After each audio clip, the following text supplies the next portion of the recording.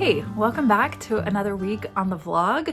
I'm so happy to be here. This week is a really big deal week for me. But before we go any farther, I need to point out the adorable bumblebee brooch that I'm wearing that I found at Target. Brooches are kind of my new thing right now. Bangs and brooches. Welcome to 2026, the year of bangs and brooches. This is a launch week for me. The 3 projects that I have been working on, phase 1 goes live this week. The video story sharing episodic project called Can You Come Home launches on YouTube tomorrow. Starts in a really dark place. It's a little bit heavy or a lot heavy in the beginning. Every episode has a corresponding blog post where I go into a little bit more detail at times about the feelings, add some color. Come along on the journey with me to discover the answer to the question, can you come home? It's gonna be great. But that launches this week. And what that means for me is the work is done in the sense of like, all the things are ready. And now it's time to like switch on gears, post, publish, make sure it's working.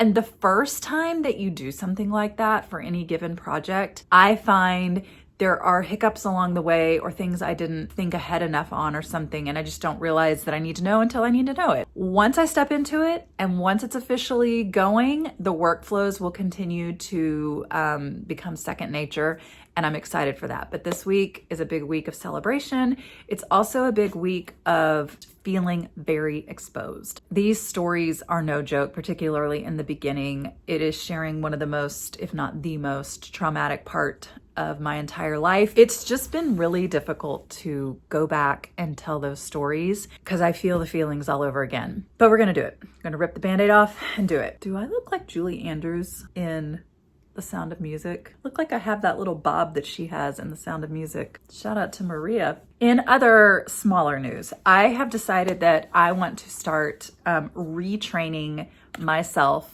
to walk in heels. I used to be really good at walking in heels, and that has just changed. You do kind of have to train your feet and your legs and your core and your whole body to like stand up straight in a way that you don't when you're not wearing heels. So in order to do that, I have gotten out my nicest pair of heels. These are Sarah Flint, and I'm going to just wear them around the house whenever I can. Not gonna wear them out in public. I'm not ready to do that, but I am just gonna wear them around the house this week and maybe next week and the week after. But I just wanna be able to put on heels and wear them, and that requires a little bit of intentionality. The launch week, training to walk in heels, looking like Maria, wearing brooches. Can't wait to walk through this week with you.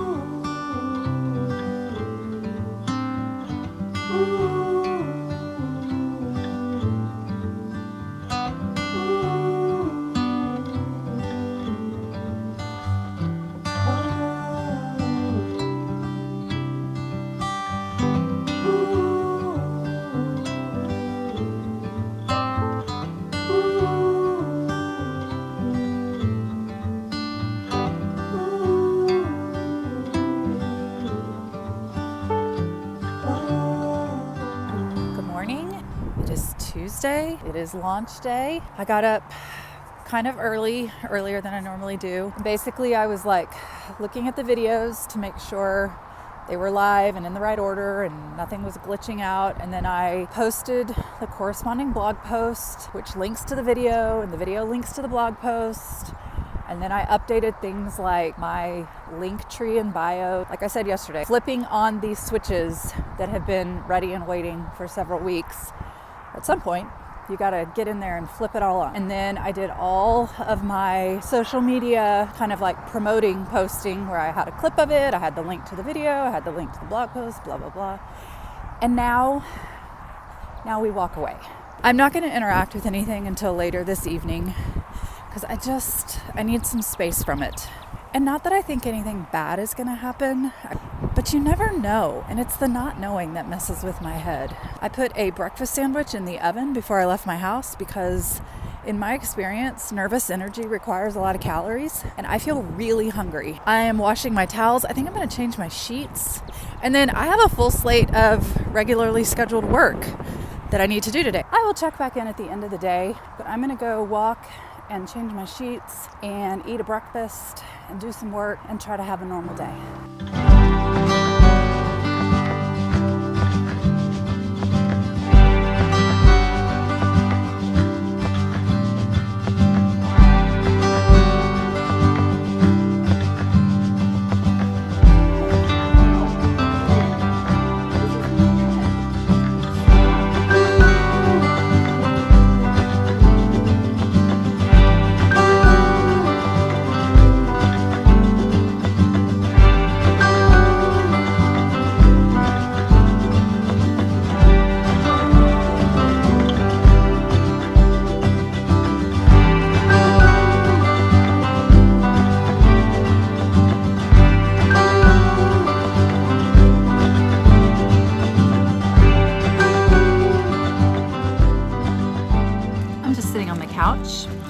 leftover peanut butter M&Ms from Valentine's Day. Peanut butter M's are the best M&Ms. Not peanut M&M, peanut butter M&M. I wanted to capture some of my launch day thoughts because there have been a lot. True to my word, I kind of walked away from it this morning and did other things. About midday, I started checking on Instagram and engaging with some of the response that I was receiving. I would say I have been overwhelmed by the generous amount of support and encouragement that I received after posting this first episode of Can You Come Home?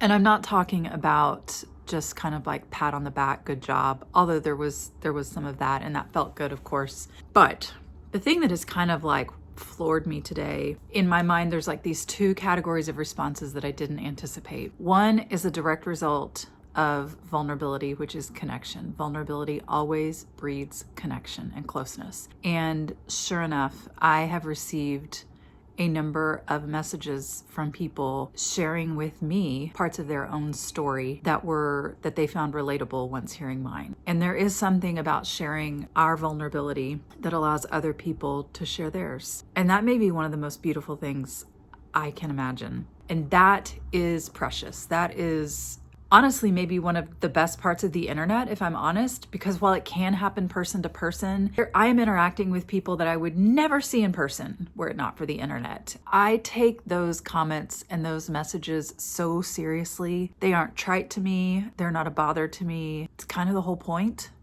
And so I received several of those and didn't really expect to, and that felt like a gift. And then there was this kind of response that honestly is a little bit difficult to swallow, but I know it's true. And it's difficult to swallow because it reminds me of how painful the past was.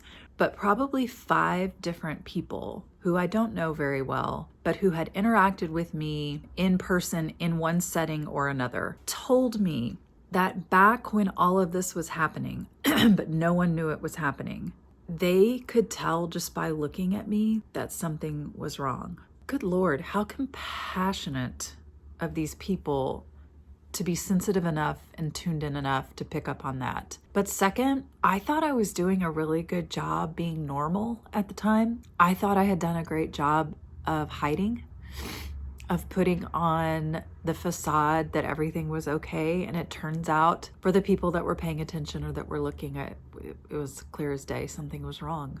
It's something about that is really hard to hear, not for myself now, but for myself back then. She was really not okay. Yeah, she was really not okay. And other people, strangers for the most part, could tell. I'm not sure I'll ever get over that, mostly because it makes me sad for that version of myself. I wish I could have done something in the moment for her and I couldn't. I wish I could have rescued her and I couldn't. And I didn't know how. There's a lot of compassion for myself in this. I was doing the best I could with what I had and what I knew and what I had modeled for me and what I had available.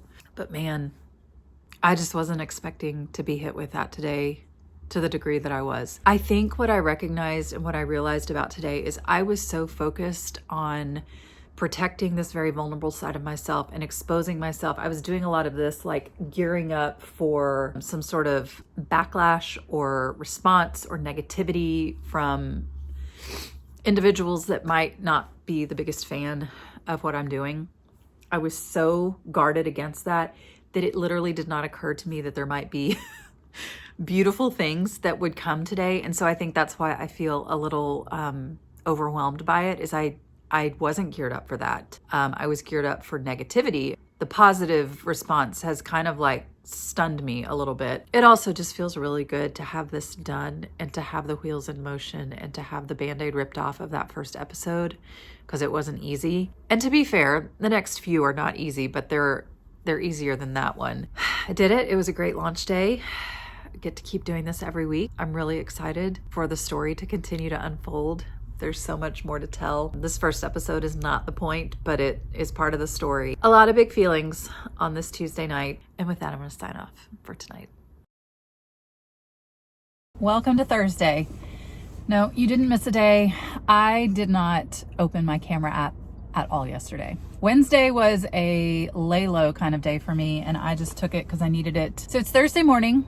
and I'm about to do a power session of errand running. So here's the lineup. I'm going to my storage unit, then I'm going to the pack and mail, then I'm going to Central Market to meet a friend for coffee, followed up by going into Central Market because I need to get a bottle of wine because I'm going to a little dinner tonight, BYOB, with a friend. Then I'm going to Target, and then I'm going to the tailor to have 2 dresses and a pair of pants altered. It's a lot, but before I do, I have late breaking lip gloss news. Okay, do you remember the Clinique Black Honey lip gloss that I got in the mail last week because I was trying to find a replacement for the Bobbi Brown Aubergine lip gloss that is no longer made? And the one that I got was called a cheek and lip oil, and the color was phenomenal, but I said that it was kind of like, I used the word viscous. It's a snobby word, but that's the only word I could think of. I said it wasn't as hefty as the Bobbi Brown one. I think the internet was listening because I started getting a bunch of ads in my social media feed for the Clinique Black Honey lineup of products. Y'all, there exists a full-on Clinique Black Honey hefty lip gloss. I got this yesterday. It is the one. Look, it has more pigment, it's thicker, it stays on longer. This is what we've been dreaming about. I will add the link in the description below. We are lip glossed up. We are sunglassed up. Let's go run the heck out of some errands.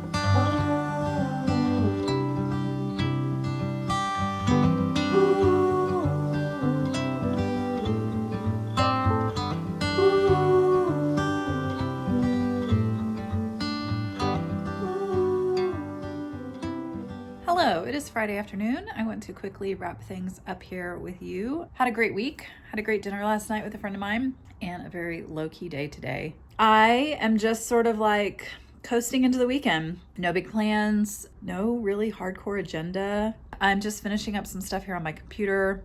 We're gonna call it a week. See you next time.